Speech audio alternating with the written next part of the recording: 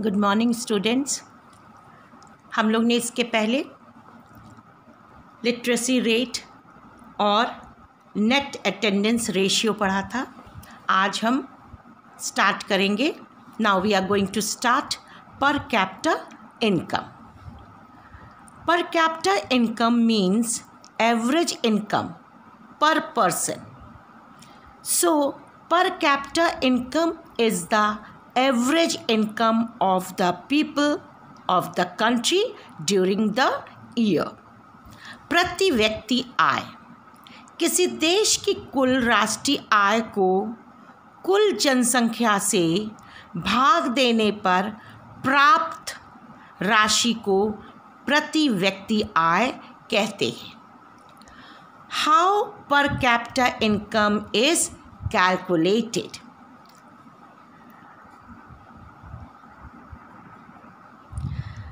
How per capita income is calculated?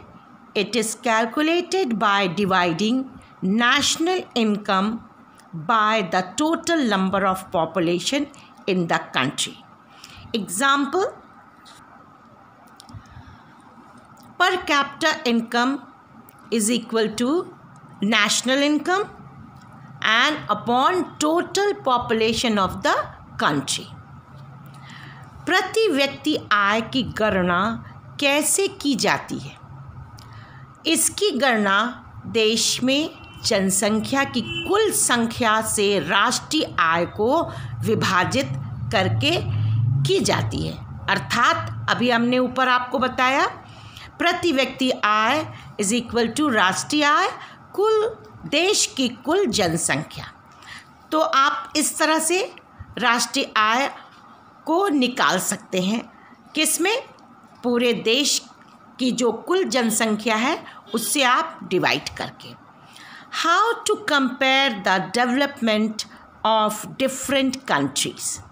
इसके अंदर सबसे पहले we can see the World Development Report.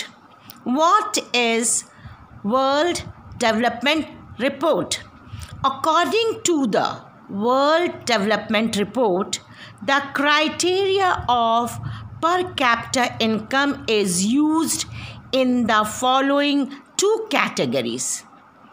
जैसे कि विश्व बैंक की विश्व विकास रिपोर्ट देशों का वर्गीकरण करने में इस मापदंड का प्रयोग किया जाता है।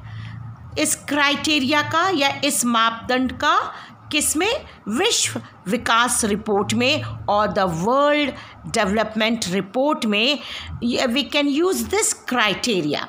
What are the criteria? So we will study this criteria. These countries, those countries which have per capita income of US dollar 12,736 per annum are called rich countries. Examples: USA, UK, Japan, Germany and Singapore. वे देश जिसकी प्रति व्यक्ति आय US dollar 12,736 प्रतिवर्ष या उससे अधिक है समृद्ध देश कहलाते हैं, बहुत धनी देश कहलाते हैं। जैसे USA, UK, जापान, जर्मनी तथा Singapore. Those countries which have per capita income of US dollar 1,045 or less are called low income countries. वे देश जिनकी प्रति व्यक्ति आय US डॉलर 1,045 प्रति वर्ष या उससे कम है उन्हें निम्न आय देश कहा जाता है। Those countries which have per capita income US dollar 1,570 per annum fall in the category of low middle income. Example, India is the best example of low middle income. Bharat निम्न आय देशों के वर्ग में आता है क्योंकि इसकी प्रति व्यक्ति आय $1570 प्रति वर्ष है। Now, next topic is Human Development Report. What do you mean by Human Development Report? Means UNDP. United, the full form of UNDP is United Nation Development Program. UNDP compare development of countries on the basis of educational level of the people, their health and per capita income. UNDP लोगों के शैक्षिक स्तर के आधार पर, उनके स्वास्थ्य और प्रति व्यक्ति आय के आधार पर देशों के विकास की तुलना करते हैं। जैसे कि अभी हमने आपको समझाया कि UNDP क्या है, that is United Nation development programme है। और ये किस तरह से निकलता है, इसमें लोगों मतलब वहाँ के लोग कितने पढ़े लिखे हैं, वहाँ के एजुकेशनल लेवल को देखते हुए, फिर उनके their health and their per capita income, उनके स्वास्थ्य को और उनके प्रति व्यक्ति आय के आधार पर देशों के विकास की तुलना की जाती है कि कौन से देश में ज़्यादा पढ़े लिखे, अच्छे स्वास्थ्य के लोग हैं, उनकी जो प्रति व्यक्ति आय है वो अगर बहुत अच्छी है, ये तीनों चीज़ बहुत अच्छी है, अप टू द मार्क है, तो उस देश का विकास बहुत अच्छे से हो रहा है।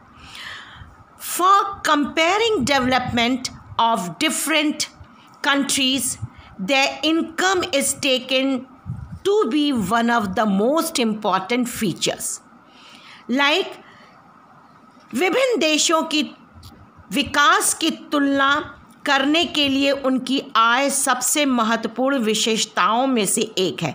अगर if we want to compare the countries, so we can see the per capita income, how much per capita income is that country is having. So इस तरह से हम उस देश के विकास को देख सकते हैं। बहुत ही आसान तरीका है कि किसी भी देश की जब हम तुलना करते हैं तो उसकी आय सबसे ज़्यादा महत्वपूर्ण है कि हम वहाँ के प्रति व्यक्ति आय, the per capita income, we can see how much people are earning, so we can see that the country is progressing, the country is rich और the country is poor, the country is middle class, it is coming in the middle range. So by this we can take out. Countries with higher income are considered more developed and rich than the countries with less income.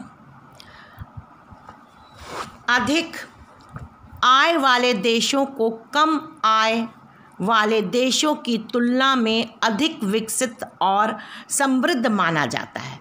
जैसे कि आप अभी समझ लीजिए कि जो countries, the countries which are having per capita income, where the per capita income is high, it means the country is rich, and the per capita income is less, it means the country is not rich. So it is considered that with high income one can enjoy whatever one likes. More income means more of all things that human beings need. Like यह माना जाता है कि उच्च आय के साथ कोई भी व्यक्ति जो कुछ भी अधिक आय पसंद करता है उसका आनंद ले सकता है, जिसका अर्थ है कि सभी चीज़ें जो मानव को चाहिए।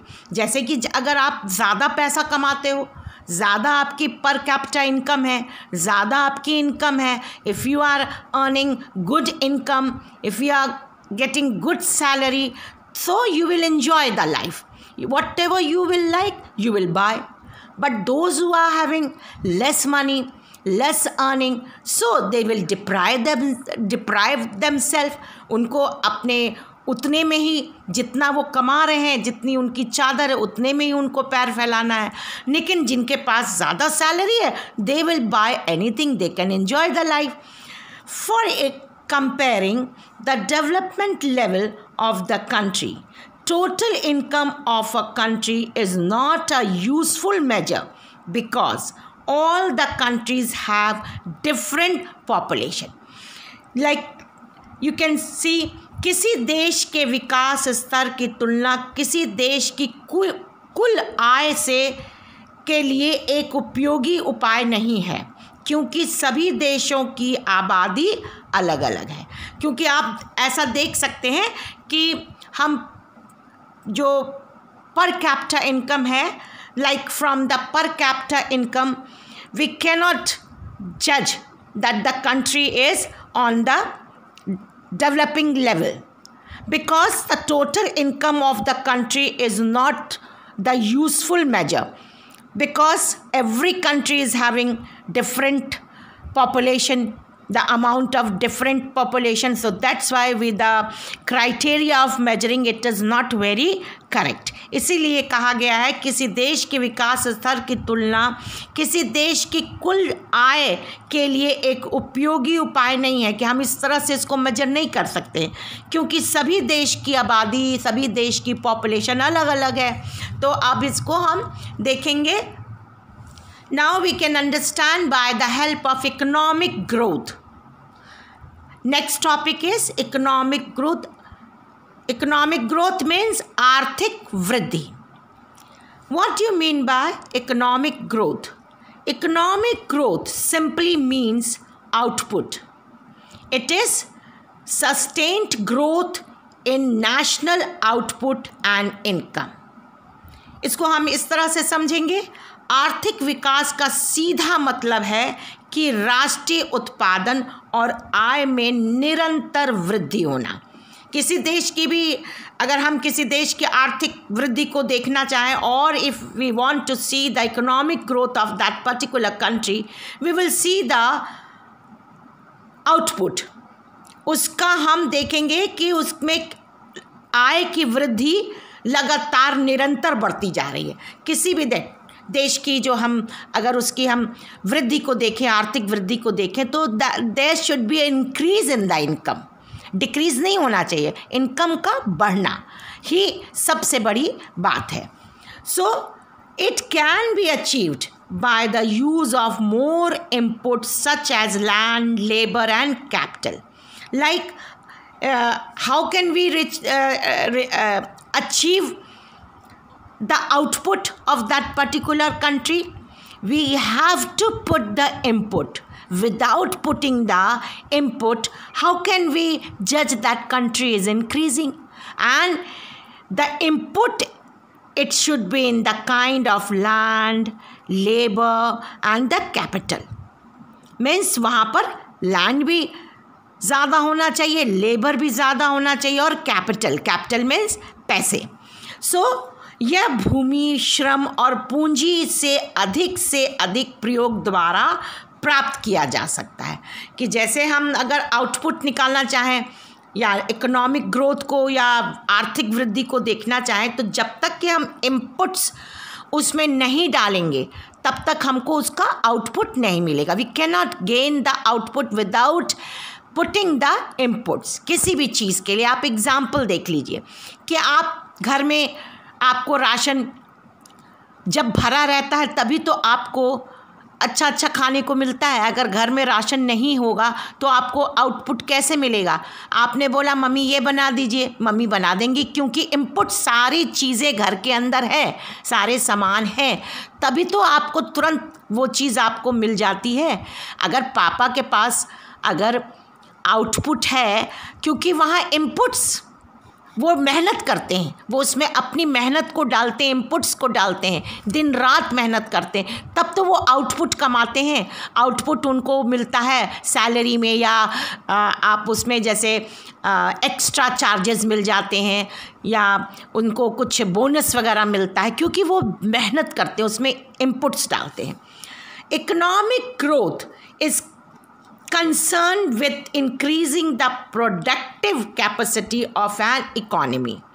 आर्थिक विकास का संबंध अर्थव्यवस्था में उत्पादन की क्षमता बढ़ाने से है। तो आप इस तरह समझ लीजिए। Now students, I am just finishing the topic economic growth here. अभी हम अपना आर्थिक वृद्धि का टॉपिक यहीं ख़त्म करते हैं। I will continue in the next video.